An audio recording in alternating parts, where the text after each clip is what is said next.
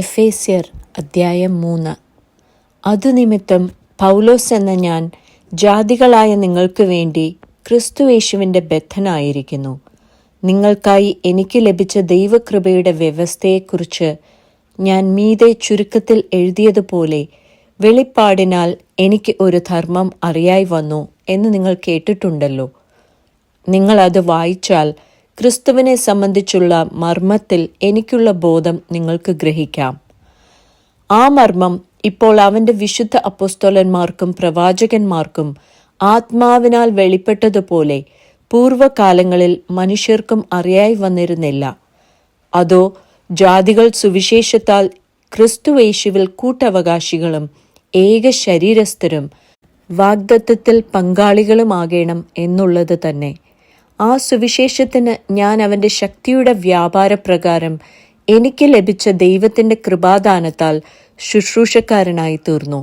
സകല വിശുദ്ധന്മാരിലും ഏറ്റവും ചെറിയവനായ എനിക്ക് ജാതികളോട് ക്രിസ്തുവിൻ്റെ അപ്രമേയ ധനത്തെക്കുറിച്ച് പ്രസംഗിപ്പാനും സകലവും സൃഷ്ടിച്ച ദൈവത്തിൽ അനാദികാലം മുതൽ മറഞ്ഞുകിടന്ന മർമ്മത്തിൻ്റെ വ്യവസ്ഥ ഇന്നതെന്ന് എല്ലാവർക്കും പ്രകാശിപ്പിപ്പാനുമായി ഈ കൃപ നൽകിയിരിക്കുന്നു. അങ്ങനെ ഇപ്പോൾ സ്വർഗത്തിൽ വാഴ്ചകൾക്കും അധികാരങ്ങൾക്കും ദൈവത്തിൻ്റെ ബഹുവിധമായ ജ്ഞാനം അവൻ നമ്മുടെ കർത്താവായ യേശുക്രിസ്തുവിൽ നിവർത്തിച്ച അനാദി നിർണയപ്രകാരം സഭ മുഖാന്തരം അറിയായി വരുന്നു.